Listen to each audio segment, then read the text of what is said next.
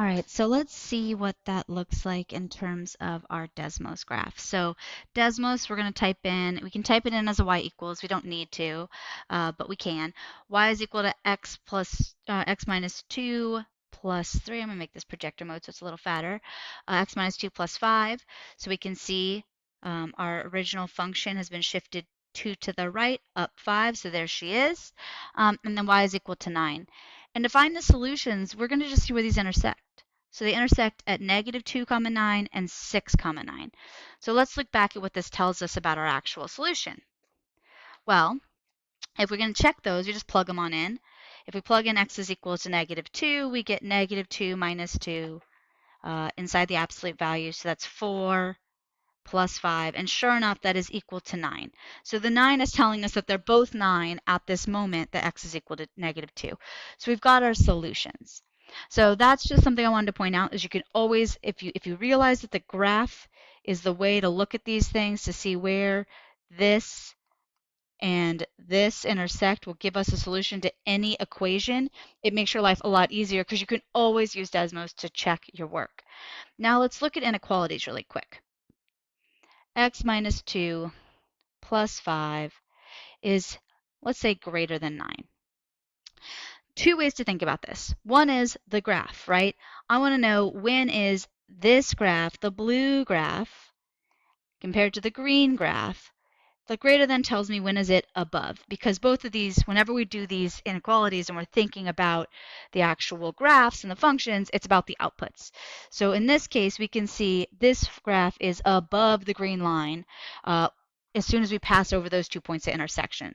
So as soon as we get past x is equal to negative 2, and as soon as we get past x is equal to 6, my blue graph is above my green graph. So if we wanted to write that in interval notation, we would say any x less than negative 2, right? This isn't interval yet, but any x less than negative 2 and any x greater than 6.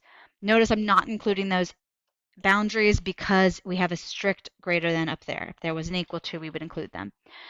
And so what this means in terms of our interval notation is we'd be saying, okay, from negative infinity up to negative 2, parenthesis because we can't actually reach the negative 2, and from 6 to infinity. And we use the or symbol to say either of those are solution sets to this problem. So if you choose any number out there, and you can always check your work, right? Check a number, say what happens if I plug in x is equal to negative 10, right? That's inside to this, so let's see if it works.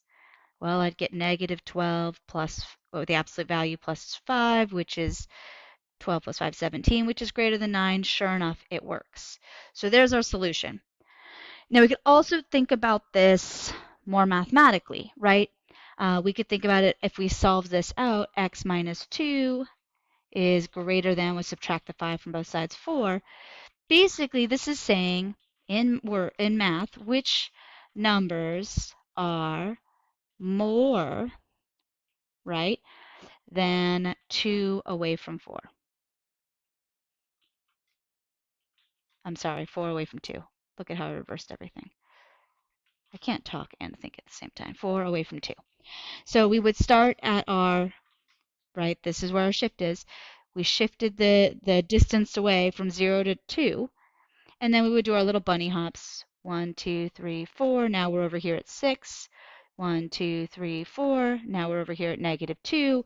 And we want to be more than that distance, so we're going to end up with these two different regions, not including those two boundaries, off forever and ever and ever. So there's a lot of cute like little sayings to remember if it's more than, or if it's more than or less than or equal, like more than, greater than, great. Oh, I was trying to think what the stupid words were, because I never use these stupid mnemonics. I've heard great or, because you end up with this or symbol with these two solutions for these, and less than. And then you get the and right here, where if you're doing a less than, you end up with the like area between instead. So if you were going to say less than 4 away, then we'd be looking at this section. So anyways, another way to handle this, the way we do this in calculus, is we typically will just say, screw all of this like memorize-y crap. I hate this. I hate it, hate it, hate it, hate it. Instead, For any question where you're looking for like intervals of a certain region, and you know it's not just a single solution, this applies to any of our inequalities, and then especially when we start getting into calc and we start looking at when we have our intervals of increasing and decreasing and concavity, which are based on being derivatives being greater than or equal to zero, greater than or less than zero, then we are going to do this. We're just going to say screw the inequality. Solve it for an equal sign. Because we know how to solve this. We can just ignore the fact that there's a greater than. We could get our two solutions.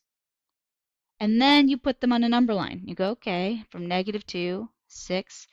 You decide that, okay, since we have no equal to up in my greater than, these would be open circles. They're not actually solutions.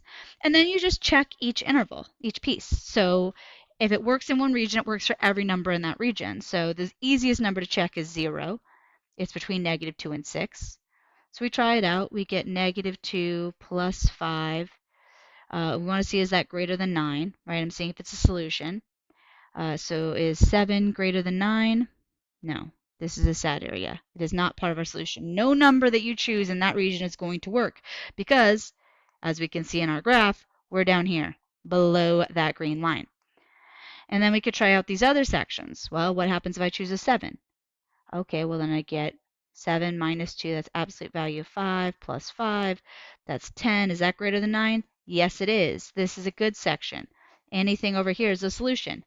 And we already tried -10, which was over here. So we know this is a good section too.